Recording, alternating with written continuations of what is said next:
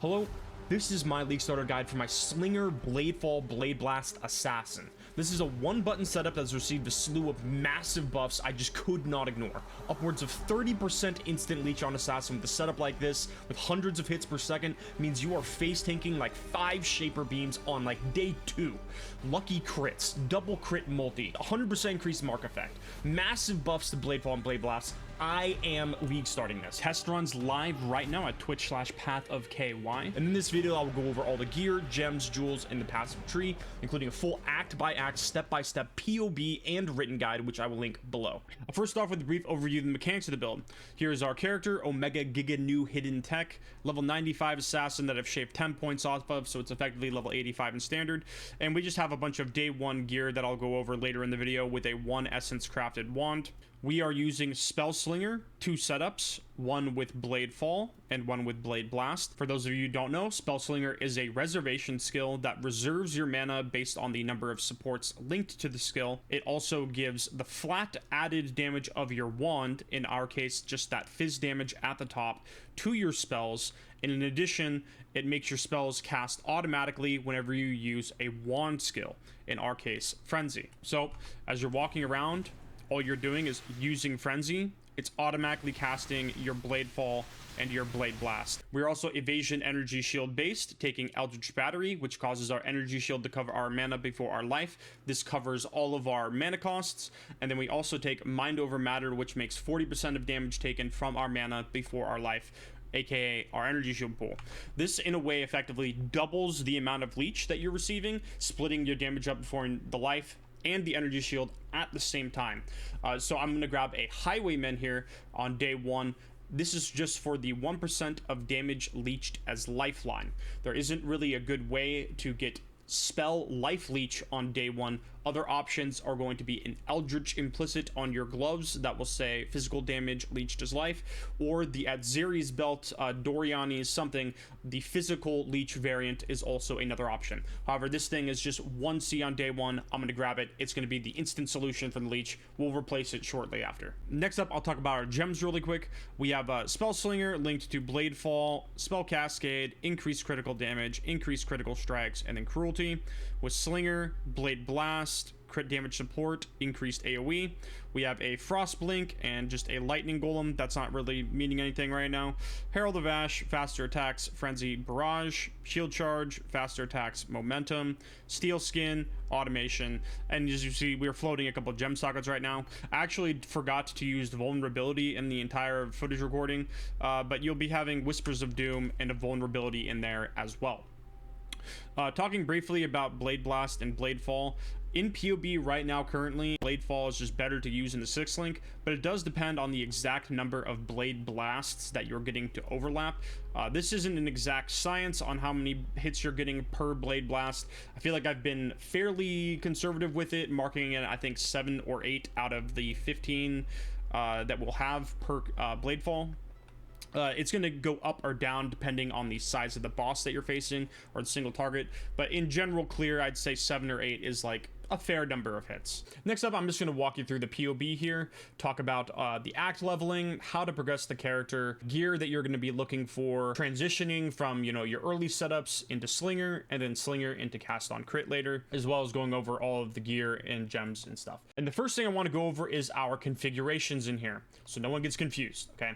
So at the top, we have a crit strike multiplier and 30% less critical hit chance. This is basically calculating bifurcation. So when you have bifurcation, it rolls your crit twice. If you don't crit the first time, it'll roll again and then you crit. Okay, that's basically just lucky crit. But if you crit the first time and then you crit the second time, then it doubles your crit multi. So all you do is you look at your crit multi here. Okay, take off the mod. So we have 580% crit multi. Base crit multi is 150. So you just take 580 minus 150. What is that? That's 430 crit multi. So if you have 100% crit chance, you're going to have 430 crit multi. I've put a lower amount of crit multi here, 312, which is basically accounting for like if you have less crit chance. So this is actually a conservative number. You could easily bump this up to be 430 if you're at 100% crit, right? But I just have it at that, okay? We have our Blade Blast buff, which is 4% to base crit, a Blade Fall buff, which is 22% flat buff, so 22% more damage, and then also got like a 22% effectiveness buff, which will be very important for us considering when you're using Spell Slinger. That's a lot more added flat damage that we're getting from our wand there. And yeah, so we have Death Mark, which now has the increased effect of your marks per power charge, so I have 70% set in there. We have the 20% of Leech's instant, which doesn't even calculate properly in POB. That effectively doesn't do anything. We have cap your resistances, that simple. And then at the bottom here, we have a forced Spell Slinger and cast on crit attack speed line that I've just used to force trigger rate to be max. Both on Spell Slinger and Lancing Steel Sprang, trigger rate does not calculate properly in POB. As far as I've seen, the only way to get it working is to force cap it with this attack speed. If anyone knows a better way, I am all ears. So make sure when you're looking at your thing, you're just removing like your Frenzy or Lancing Steel Sprang DPS in here, but those basically don't matter at all. Okay, so here's like basically like your day one character, you know, your T16 mapper. I have just all 2 stat gear in here, basically just life, preferably an increased line of like evasion or flat evasion and energy shield, stuff like that. But it's basically just life and res on all of this gear.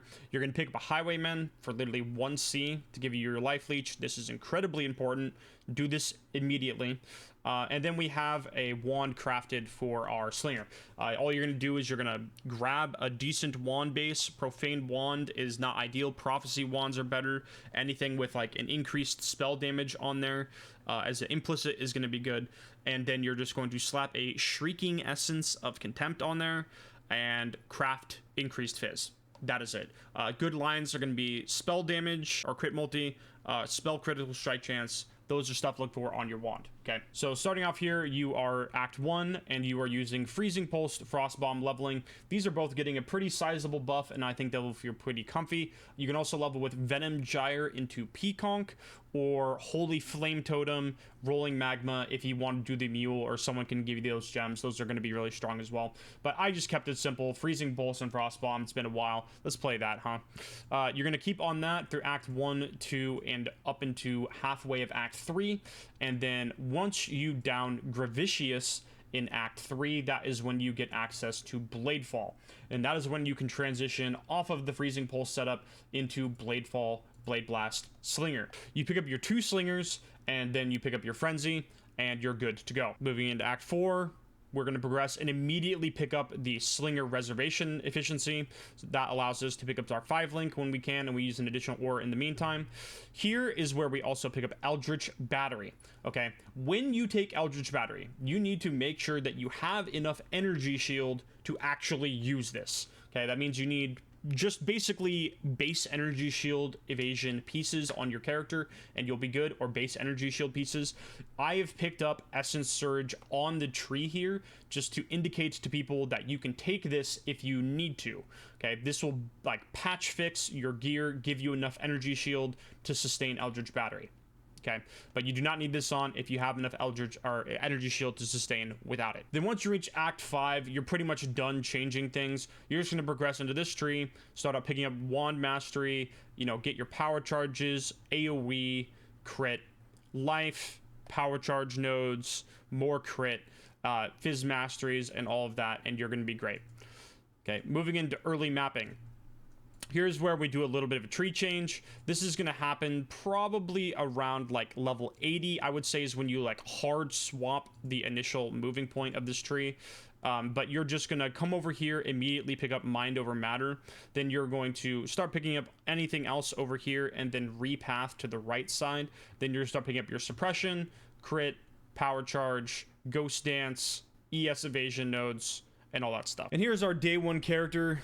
It's just life and very bad res on gear. Not even a +1 amulet on here. Life and res. A 6-link, but on a really bad body armor. No prefix, just defenses and res. A Highwayman, 1C. That. Life, res. Boots with life and res. This shield actually has pretty good prefixes, but no suffixes. I feel confident you can make up this evasion and energy shield on other pieces of gear. And then we have our day 1 wand, which is just a deafening essence of contempt thrown at a wand and then crafted increased fizz.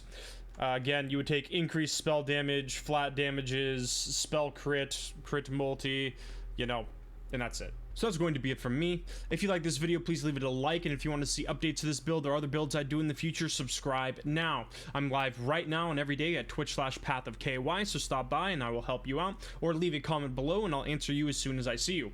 I'm just going to leave some raw footage at the end here showcasing a full map so you can get an idea if this is something that you'd like to play. And yeah, thanks for watching.